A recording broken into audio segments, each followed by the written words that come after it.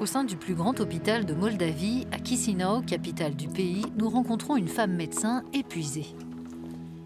Ala Rusnak a été en première ligne de la pandémie en tant que soignante dans cette unité et en tant que patiente. Elle a contracté le Covid-19 qui lui a causé une pneumonie sévère, l'obligeant à s'arrêter de travailler pendant un mois. Elle a été vaccinée le 2 mars dernier, le jour du lancement de la campagne de vaccination en Moldavie. Je suis consciente que le vaccin est le seul moyen d'en finir avec les problèmes liés au Covid-19, de faire baisser le taux de mortalité, mais aussi le nombre de patients qui font des formes graves et très graves de la maladie et qui généralement en réchappent. Le vaccin, c'est la seule issue possible. La vaccination à laquelle le Dr Rusnak a eu accès est une exception dans l'un des pays les plus pauvres d'Europe. Jusqu'à présent, la Moldavie n'a reçu que 36 000 doses, ce qui permet de vacciner à peine plus d'1% de ses quelques 2,6 millions d'habitants. Ce stock ne couvre même pas les besoins pour le public prioritaire des 60 000 soignants. Comme nous l'explique un coordinateur du programme national de vaccination, une stratégie de distribution en 3 temps est prête, mais les doses, elles, ne le sont pas. Pour atteindre notre objectif d'avoir 70% de notre population immunisée, nous devons mener davantage de négociations avec les fabricants. Mais nous sommes un petit pays avec une population peu nombreuse. Pour les laboratoires, nous ne sommes pas aussi intéressants que les grands pays. Nous faisons de nombreuses démarches pour recevoir des doses supplémentaires. Les conséquences sont désastreuses, en particulier pour les plus fragiles. Nous suivons une distribution de repas menée par une organisation caritative auprès de personnes âgées isolées dans un quartier pauvre de Chisinau.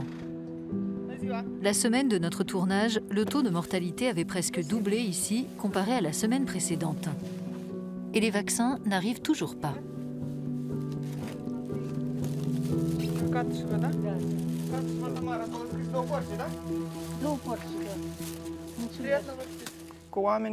Les gens nous font confiance, à nous les prêtres.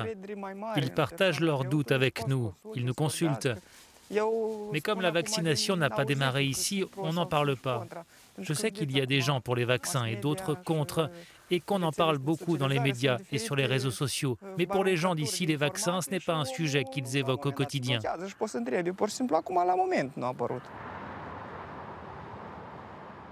Nous avons rendez-vous avec Maia Sandu, la présidente de la République récemment élue et pro-européenne. Elle a reçu une donation de 200 000 doses de la Roumanie et s'est assurée de la couverture gratuite de 20% des besoins de vaccins du pays par le biais du programme COVAX, copiloté par l'Organisation mondiale de la santé.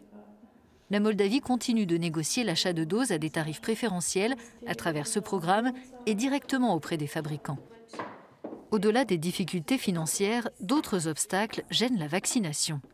Les lenteurs de la bureaucratie, la méfiance de la population, les allégations de corruption et l'instabilité politique.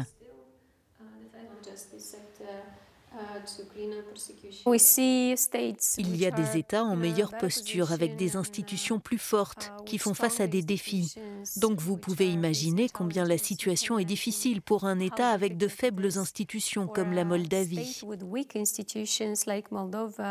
Je dois reconnaître que l'État a été particulièrement fragilisé par la corruption. Et c'est pour cela que la lutte contre la corruption et la réforme de la justice font partie de mes priorités et des priorités des Moldaves. Évidemment, avec de faibles institutions, c'est plus difficile d'organiser les choses et de répondre aux attentes des gens. Mais cela nous donne une raison supplémentaire de mener ces réformes, d'améliorer la gouvernance et de nous débarrasser des personnes corrompues qui essaient de se faire de l'argent, y compris aujourd'hui, en tirant profit de la situation actuelle. Si des solutions ne sont pas trouvées rapidement, le pays risque d'être encore plus isolé.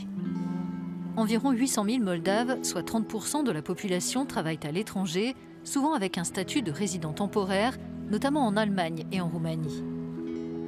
Des politiques de vaccination inefficaces pourraient compromettre leurs perspectives.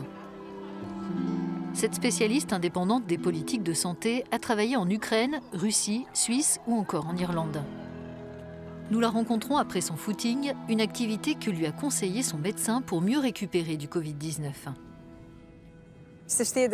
On sait déjà que la possibilité de sortir et de rentrer en Moldavie dépend de la vaccination. De nombreuses questions se posent déjà au sujet d'un passeport vert européen de vaccination et de ses répercussions sur les voyages, puisque tout est interconnecté. Le succès de la campagne vaccinale à l'échelle mondiale fera le succès de la campagne vaccinale en Moldavie. De la même manière, nos propres progrès contribueront au progrès de la campagne mondiale. Plus tard ce soir-là, nous mesurons les enjeux de tout cela à la gare routière centrale de la capitale. Ici, la société publique de transport affrétait 10 cars quotidiens vers Bucarest. Les passagers étaient souvent des travailleurs émigrés. Aujourd'hui, seuls 2 trajets sont prévus. Le responsable de la société dit que ce serait un miracle s'il vendait 10 tickets en une journée. Si les vaccins, c'est le seul moyen pour nous de revenir à la normale, de rouvrir les frontières pour nos clients et de continuer notre activité, alors c'est clair qu'on est prêt à faire vacciner notre personnel. Beaucoup de gens ont encore des doutes sur les vaccins parce qu'il y a beaucoup de désinformation.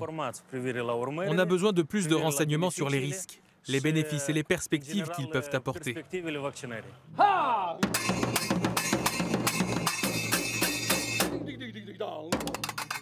De nombreux Moldaves espèrent que les responsables politiques adopteront au plus vite le bon tempo en matière de vaccination.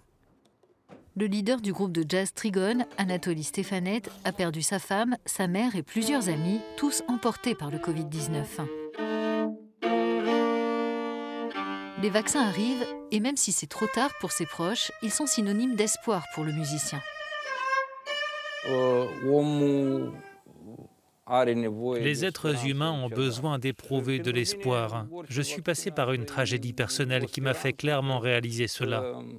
Même s'il y a des effets secondaires et des erreurs avec les vaccins et un manque d'informations, je suis convaincu qu'ils nous aideront à retrouver l'espoir en l'avenir. Les vaccins nous aideront à rester en vie.